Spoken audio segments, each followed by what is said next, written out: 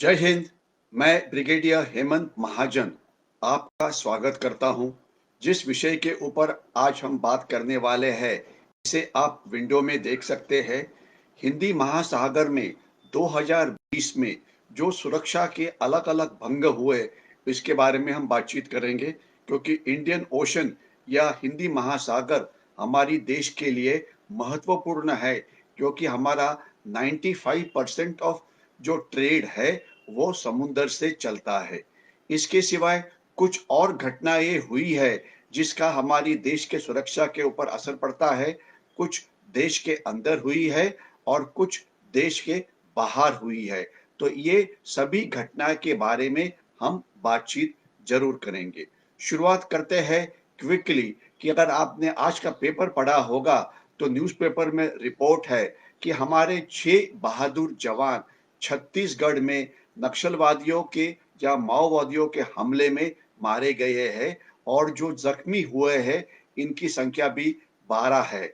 ये एक बहुत ही बुरी खबर है हमारे देश के लिए कि हमारे सुरक्षा दलों का जो रक्त है वहां पे जा रहा है। इसका मेन कारण ये है कि जो छत्तीसगढ़ स्टेट है वो नक्सलवादियों को खत्म करने के लिए बिल्कुल सीरियस नहीं है। जो वहाँ की पॉलिटिकल पार्टीज है इसके बारे में बातचीत करती नहीं है। जो लीडरशिप है वो भी बहुत ही कमजोर है। इसलिए सुरक्षा दलों के ये जो डेथ हो रहे हैं इसके लिए कारण यही है पॉलिटिकल लीडरशिप, यही है पुलिस की लीडरशिप जो अपना काम सही नहीं कर रही है। सेंट्रल आर्म पुलिस फोर्सेस की लीडरशिप है वो केवल बातचीत करती रहती है। तो अगर इनको ये बताना चाहिए, अगर आप ये इससे निपट नहीं सकते हैं तो बताइए होम मिनिस्ट्री को, और ये जो काम है ये इंडियन आर्मी को दीजिए। शायद इंडियन आर्मी को दे देते हैं तो 1-2 साल के अंदर इनकी हम कमर तोड़ सकते हैं। दूसरी बात जो है वो है इलेक्शंस चल रहे हैं अभी वेस्ट बंगाल और असम में, और वहां पे जो एक मुद्दा आज न्यूज़पेपर में आया है वो है इलीगल बांग्लादेशी माइग्रेशन। जो फिगर्स सामने आई है पिछले साल में 1,500 से ज्यादा बांग्लादेशियों ने घुसखोरी करने की कोशिश की बांग्लादेश पश्चिम बंगाल के बॉर्डर से। तकरीबन 4,000 से ज्यादा बांग्लादेशी जो पकड़े गए थे देश में, उनको बांग्लादेश को डिपोर्ट कर दिया। इसके सिवाय 50 से 60 हजार जो रोहिंग्याज है वो वेस्ट बंगाल में तो है ही। आपने शायद कुछ वीडियो देखे होंगे कि कुछ इलाके के ऊपर इन्होंने अपना इतना काबू पाया हुआ है कि वहां पे नॉर्मल कोई और पार्टी नहीं है तो वो वहां पे इलेक्शन के लिए जा ही नहीं सकती है। तो यानी कि हिस्सा है भारत का, रोहिंग्या आए हैं बाहर से, लेकिन हमारी पॉलिटिकल पार्टीज वहां पे कैंपेनिंग नहीं कर सकती। इसके काफी सारे वीडियोस आपने शायद सोशल मीडिया के ऊपर देखे होंगे। बहुत ही शर्म की ये बात है कि हमारे देश के अंदर इलेक्शन के लिए हमें इलेक्शन की कैंपेनिंग के लिए हमें डर लगता है। तो अभी समय आ गया है इन सब पॉलिटिकल पार्टीज को पूछने का कि illegal Bangladeshi migration, illegal Rohingya migration के बारे में आपकी पॉलिसी क्या है। आपको याद होगा कि पिछले साल जब सिटीजन सीएए बिल पार्लियामेंट में पास किया था तो काफी लोगों ने उसके ऊपर चिल्लाना शुरू कर दिया और ऐसे दिखाया कि कितना ये बड़ा नुकसान है।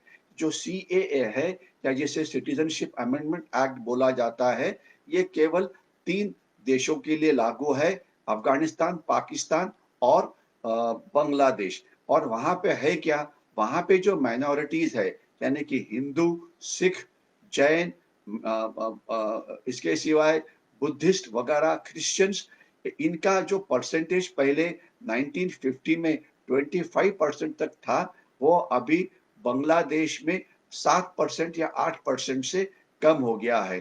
पाकिस्तान में ये परसेंटेज 9% था, वो अभी कम होके 2% से कम हुआ है।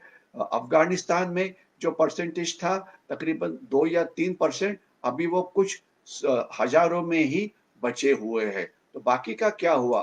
बाकी के या तो मारे गए या उनको कन्वर्ट कर दिया। तो उनकी सुरक्षा के लिए था ये कि जो बेचारे वहाँ पे पर्सिक्यूटेड है, लेकिन उसके ऊपर हमारे ही कुछ संस्थाओं ने, हमारे ही कुछ पॉलिटिकल पार्टीज़ ने उससे विरोध किया। अभी उनको पूछना पड़ेगा कि जो 2 करोड़ से ज़्यादा बांग्लादेशी आज पश्चिम बंगाल वगैरह में है, उनके बारे में आपकी क्या पॉलिसी है? आपको हमारे देश का जो नेशनल इंटरेस्ट है, उसके बारे में कुछ प्यार है कि नहीं?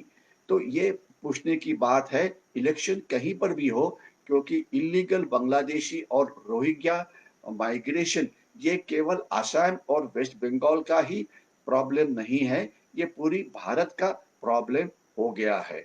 मैं नेक्स्ट पॉइंट पे आ जाता हूँ, वो है म्यांमार।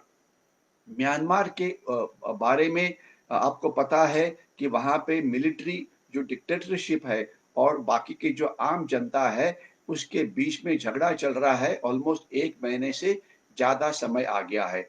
आज का लेटेस्ट अपडेट इसमें ये है कि जो चाइना की आर्मी है, वो अभी चाइना म्यांमार की सीमा के ऊपर आके खड़ी हुई है, क्योंकि चाइना से म्यांमार के बीच में से एक रास्ता निकलता है जो म्यांमार के सिटवे पोर्ट तक जाता है, जिसका नाम है चाइना म्यांमार इकोनॉमिक कॉरिडोर। अभी उसके ऊपर हमले हो रहे हैं।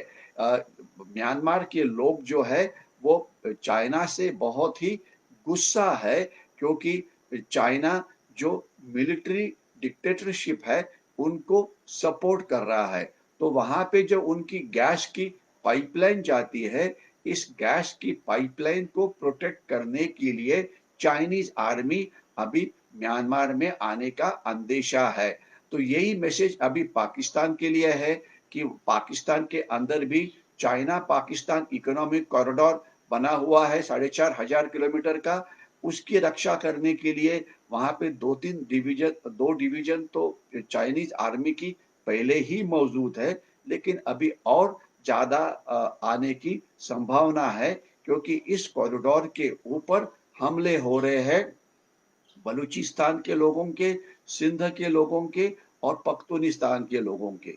तो इन देशों को समझ में आना चाहिए, वो पाकिस्तान हो या बांग्लादेश हो या म्यांमार हो, कि चाइनीज अगर आते हैं तो आपका जो देश का जो नेशनल इंटरेस्ट है, इसे बहुत ही धोखा पहुंचता है।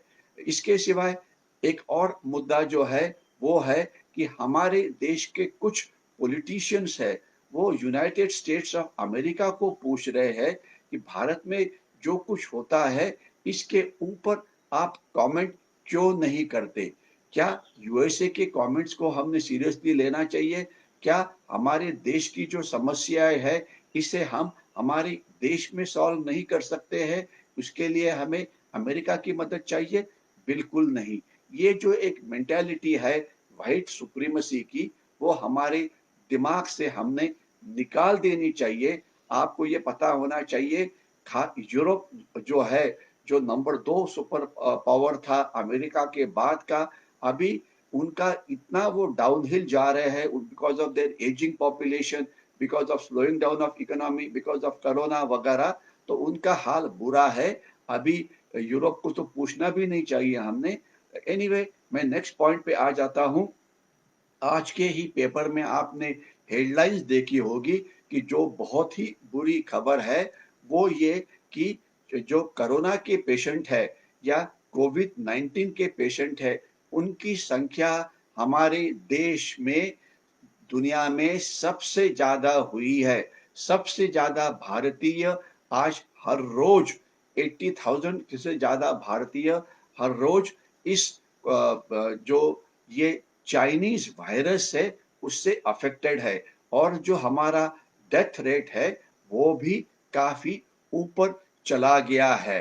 तो मैंने ये पॉइंट इसके पहले भी बोला है, एक बार मैं फिर रिपीट करना चाहता हूँ। ये जो 5-6 जगह पे जो इलेक्शंस हो रहे हैं, यहाँ पे मुद्दा एक सभी पॉलिटिकल पार्टीज ने सामने लाना चाहिए कि ये जो हमारा नुकसान चाइनीज वायरस से हो रहा है, इसे पेमेंट करने के लिए हमने चाइना को फोर्स करना चाहिए। और वेस्ट बंगाल हो, असम हो, तमिलनाडु हो, इन्होंने अपने असेंबली के अंदर रिजोल्यूशन पास करना चाहिए कि चाइना ने जो हमारा नुकसान हुआ है, हमारी इकोनॉमी स्लो डाउन हुई है, हमारे रोजगार चले गए हैं, स्मॉल स्केल इंडस्ट्री खराब हो गई है, मिडिल स्केल इंडस्ट्री खराब हो गई है, तो इस नुकसान की भरपाई हमने चाइना से करवानी चाहिए। लेकिन दुर्दैव की बात यह है कि हमारे पॉलिटिशियंस इलेक्शंस में बाकी सब चीजों की बात करते हैं, लेकिन उनका ज्यादा फोकस एक दूसरे में झगड़ा करने के ऊपर ज्यादा है। इंटरनेशनल एस्पेक्ट जिसका हमारी देश की सुरक्षा के ऊपर असर होता है, इसके ऊपर उनका जो लक्ष्य है वो बिल्कुल नहीं है। आज 4 अप्रैल है। 4 अप्रैल को कल है 5 अप्रैल। 5 अप्रैल को नेशनल मैरीटाइम डे माना जाता है। नेशनल मैरीटाइम डे इसलिए कि हमारा देश को 3 साइड से समुंदर है, हम एक पेनिनसुलर कंट्री है, हमारे देश की पूरी आर्थिक व्यवस्था समुद्र के ऊपर निर्भर है। तो इस दिन को जो हमारे मैरीटाइम सेक्टर में काम करने वाले लोग हैं, इनको हमने सैल्यूट करना चाहिए। अभी कौन है? एक तो हो गए सिक्योरिटी फोर्सेस जिसमें कोस्ट गार्ड है, पुलिस है, नेवी है, सीआईएसएफ है, बीएसएफ है, वगैरह वगैरह। लेकिन दूसरे जो है वो नॉन सिक्योरिटी फोर्सेस जिनका योगदान बहुत ही महत्वपूर्ण है। उसमें से एक है मर्चेंट नेवी के लोग। मर्चेंट नेवी के जो लोग हैं आज तकरीबन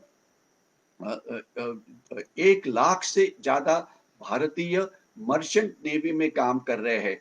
और मर्चेंट नेवी के जो हमारे शिप्स है, हमारा जो बाकी देशों के साथ जो ट्रेड चलता है, इसमें मदद करते हैं। 1 लाख से ज्यादा जो भारतीय है, उसमें से आधे ऑफिसर्स है और जो आधे है वो सीमैन यानी कि वो खलासी है। अगर आप दुनिया की बात करें तो दुनिया में तकरीबन 16 लाख से ज्यादा लोग मर्चेंट नेवी में काम करते हैं। तो अगर हम हमारे देश की परसेंटेज की बात करें तो हमारा जो ट्रेड है, जो बाकी देशों को होता है, तकरीबन 10 से 12% ट्रेड ही जो हमारे देश की जो शिप्स है उनसे होता है, यानी कि हमारी जो जहाजें है उनसे होता है। लेकिन ऑलमोस्ट 90% ट्रेड हमारे देश का दूसरे देशों के जहाजों से होता है, इंक्लूडिंग चाइनीज शिप्स। ये हमारे देश के लिए अच्छी खबर नहीं है। हम खुद को एक इतना बड़ा देश मानते हैं, तो क्या हम हमारे देश में हमारी शिप्स तैयार नहीं कर सकते हैं? क्या हमारी ट्रांसपोर्टेशन इंडस्ट्री तैयार नहीं हो सकती है? अगर हमारे जो खलासी है, हमारे जो मर्चेंट नेवी के जो लोग हैं, बाकी फॉरेन शिप में जाके काम कर सकते हैं, तो हम हमारे देश में शिप बिल्डिंग इंडस्ट्री को क्यों नहीं इम्प्रूव करते? तो आज ये जो सी फेयरिंग हमारी जो कम्युनिटी है, इसमें जहाज बनाने वाले हैं, पोर्ट्स में काम करने वाले हैं, मच्छीमार है, साइंटिस्ट है, ओशनोग्राफर्स है, सर्वे करने वाले हैं, कोस्टल ट्रेड में जो लगे हुए लोग वो है, इन सबको ये आज सैल्यूट करने का दिन है कि ये काम करते हैं, इसलिए देश की जो इकोनॉमी है वो आगे बढ़ती है। ये पता होना चाहिए कि ये जो लोग यहाँ पे काम करते हैं उनका नुकसान भी काफी होता है। कुछ लोग पायरेसी में, यानी कि जो पायरेट्स होते हैं या समुद्री डाकू होते हैं, उनको पकड़ते हैं। आज भी कुछ भारतीय खलाशी है, भारतीय मर्चेंट नेवी के लोग हैं कि जो आज भी सोमालियन पायरेट्स के कैद में है। कुछ लोगों को किडनैप किया जाता है। 50 से 60 हमारे जो खलाशी या मर्चेंट नेवी के लोग हैं, उनका हर साल अलग अलग कारणों से समुद्र के अंदर डेथ होता है। कुछ लोग सीरियसली इंजर्ड होते हैं। तो जरूरी है कि इन सब का हमने उनको प्रेज करना चाहिए, उनको सल्यूट करना चाहिए, क्योंकि ये लोग मेहनत करते हैं, इसलिए हम आज हमारी जो देश की जो इकोनॉमी है वो सुरक्षित है।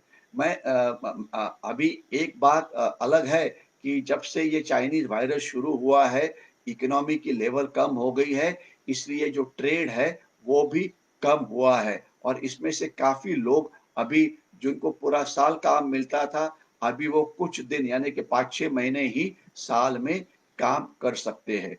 हमारी देश की अगर हम बात करें, तो आज हमारे पास हमारे खुद के 1400 शिप्स है, जो हमारे देश के हैं, जिस पे इंडियन फ्लैग लगता है, इंडियन ट्राइकलर लगता है और उन जो सामान वो कैरी कर सकते हैं, वो तकरीबन 17 से 18 मिलियन टन्स इतना है। मैं रिपीट करता हूँ, 17 से 18 मिलियन टन्स ये इंडियन शिप्स कैरी करती है। लेकिन हमारा जो ट्रेड है उससे 10 गुना ज़्यादा है, तो वो ट्रेड हमें फॉरेन शिप्स की मदद से मतलब इस्तेमाल करके वो करना पड़ता है। तो गवर्नमेंट इस विषय के ऊपर काम कर रही है। Security of seafaring community जो खलाशी जख्मी हो जाते हैं, मारे जाते हैं, उनकी फैमिली की देखभाल करना, अपनी शिप्स को बढ़ाना चाहिए। इसलिए सागरमाला प्रोजेक्ट शुरू है, जिसमें थोड़ी बहुत कामयाबी तो हमें जरूर मिली है, लेकिन और ज्यादा स्पीड बढ़ाने की जरूरत है।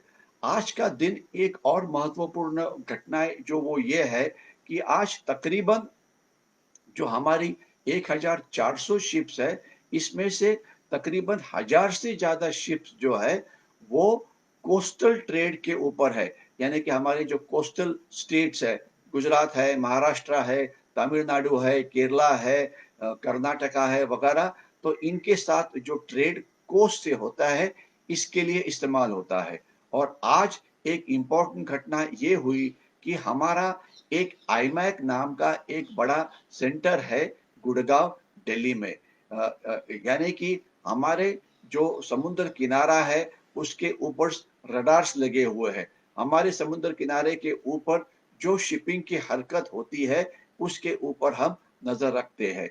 इसके सिवाय हर एक शिप जो होता है, उनके ऊपर एक जीपीएस या एआईएस लगा होता है, जो उसकी एक इलेक्ट्रॉनिक आइडेंटिटी होती है। तो उसकी मदद से इन शिप्स को ऊपर नजर रखी जाती है।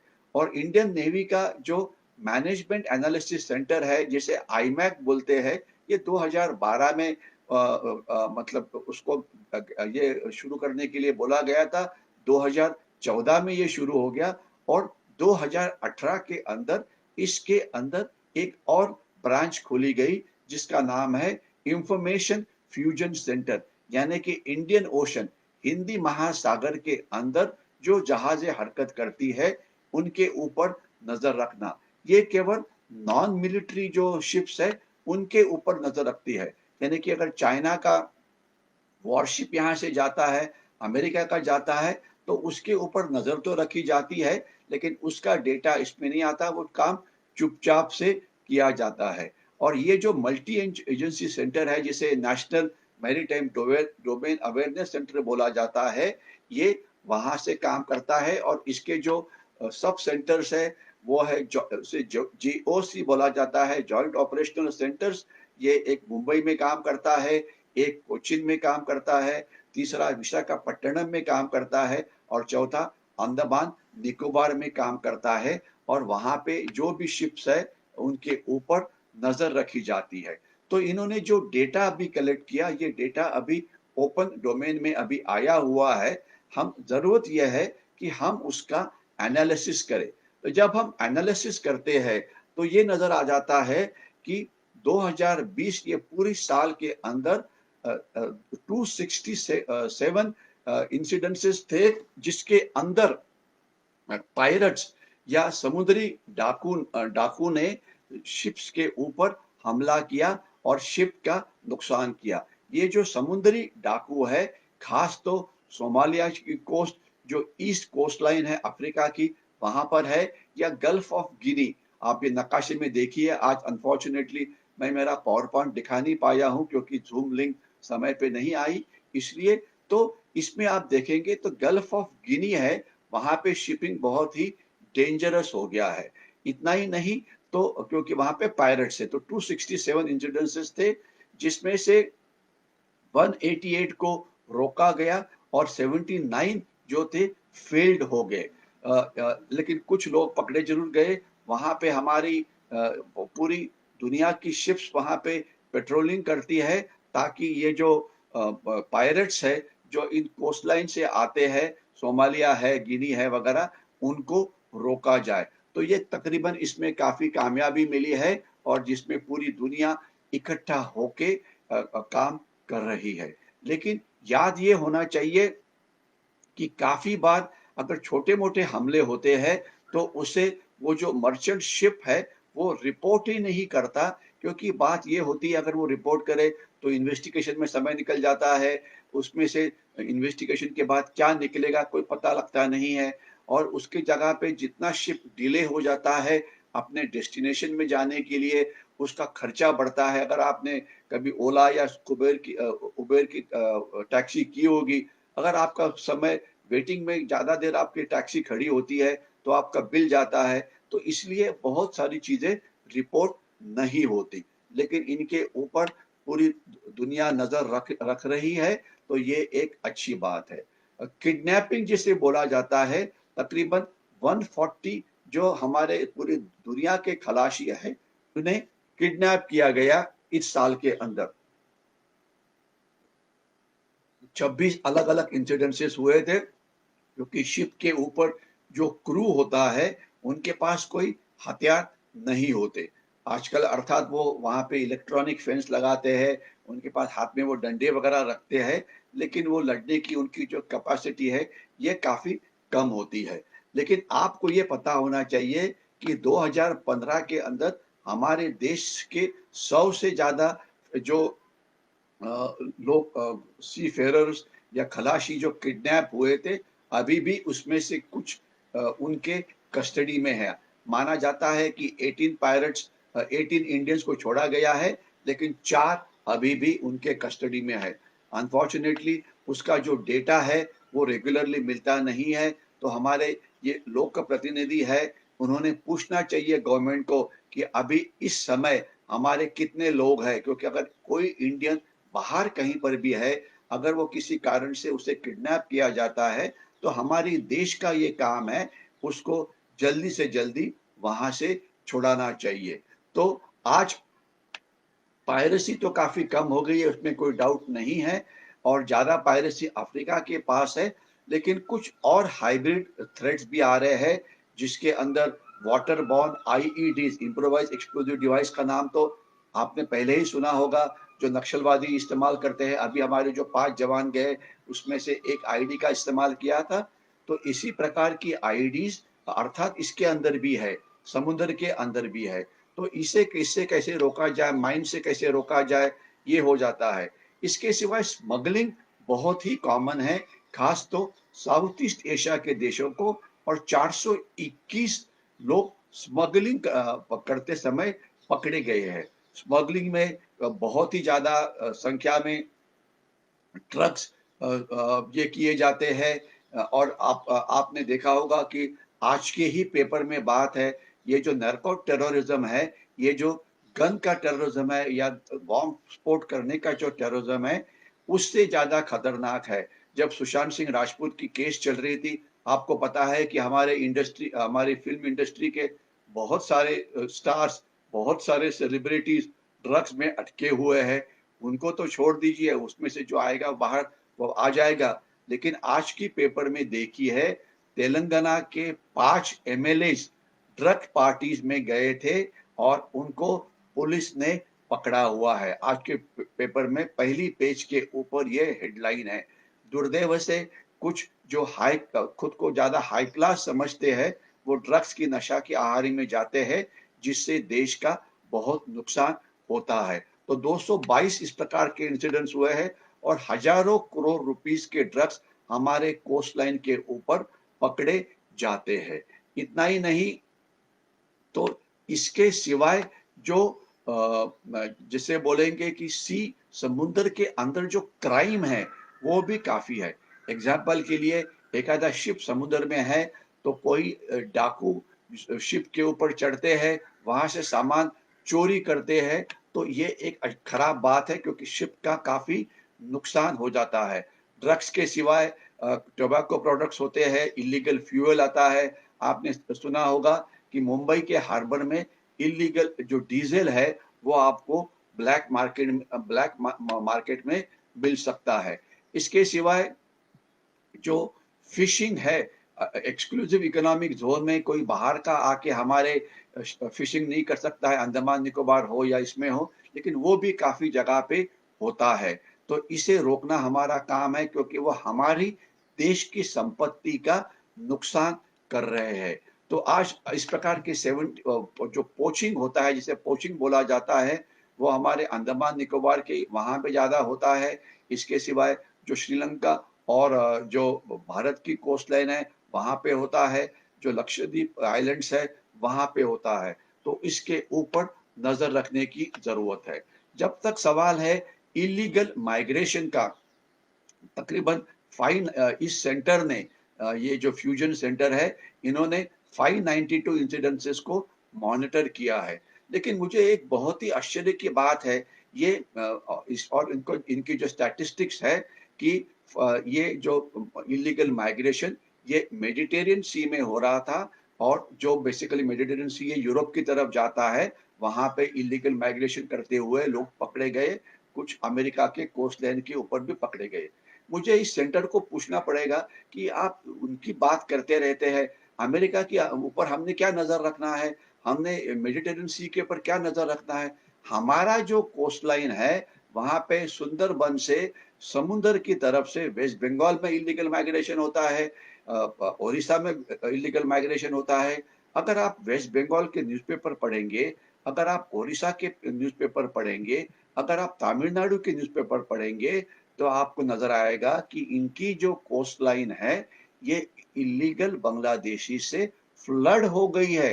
तो उनके ऊपर हम नज़र नहीं रखते, और हमें ज़्यादा ज़्यादा चिंता पड़ी हुई है मेडिटेरियन सी की या अमेरिकन कोस्ट लाइन को। तो मेरा इस सेंटर को रिक्वेस्ट है कि कृपया बांग्लादेश की कोस्ट लाइन के ऊपर नज़र रखिए, कृपया पाकिस्तान की कोस्ट लाइन के ऊपर नज़र रखिए, कृपया श्रीलंका की नज़र रखिए, क्योंकि ये जो इल्लीगल ट्रेड होता है, जो स्मगलिंग होता है, जो ड्रग्स आते हैं, जो दहशतवादी आते हैं, ये मच्छीमार बोट में बैठ के आते हैं।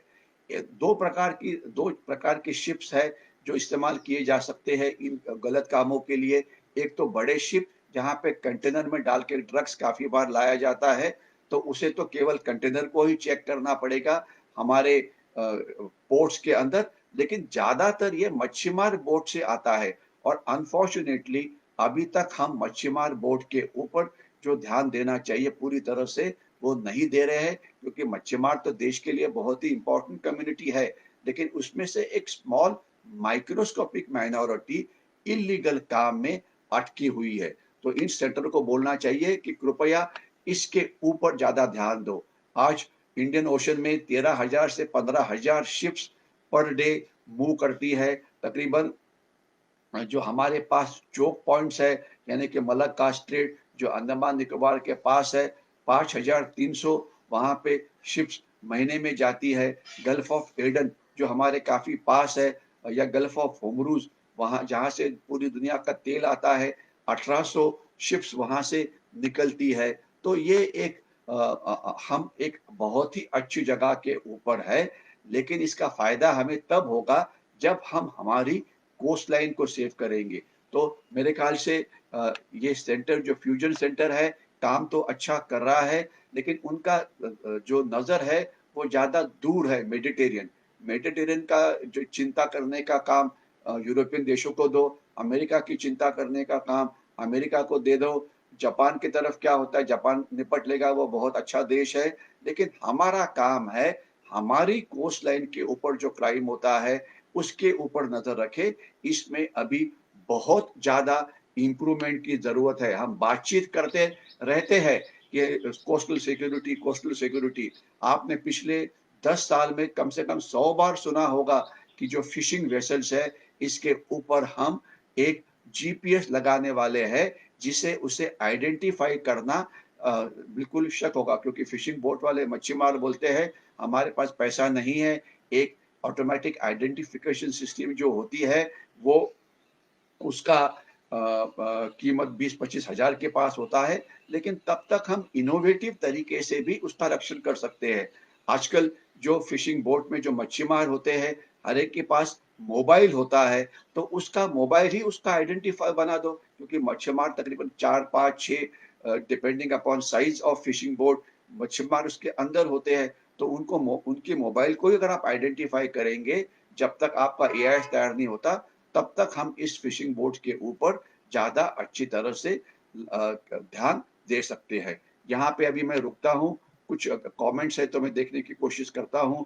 वराडकर सर जी वंदे मातरम बोल रहे हैं, आपको भी राम राजू जी भी जय हिंद बोल रहे हैं, कल्पेश गाला जी वंदे मातरम बोल रहे हैं, बाळा साहब तिडके जो मेरे पलटन के हैं, 7th मराठा लाइट इन्फंट्री के मुझे राम राम बोल रहे हैं, राम राम आपको भी। संतोष भोसेकर जी वंदे मातरम बोल रहे हैं। मैं सबको आपको ये रिक्वेस्ट करता हूँ कि वंदे मातरम, जय हिंद ये अच्छी बात है, लेकिन हमने एक अच्छा इंडियन बनने की ज़्यादा ज़रूरत है और जिस क्षेत्र में हम काम करते हैं, वहाँ पे हमने वर्ल्ड क्लास बनने की ज़रूरत है, क्योंकि चाइना के साथ की जो लड़ाई है, अभी बहुत साल चलने वाली है। जब तक हम हर फील्ड में चाइना से कॉम्पिटिशन नहीं कर सकते, तब तक ये लड़ाई हम जीत नहीं पाएँगे। मेरे ख़्याल से मैं यहीं पे रुकता हूँ और आप सबको रिक्वेस्ट करके अगर आपको ये वीडियो अच्छा लगा होगा, तो उसे फ़ेसबुक के ऊपर लाइक करिए, ज़्यादा से ज़्यादा लोगों के साथ इसकी लिंक शेयर करिए। मैं रुकता हूँ। जय हिंद।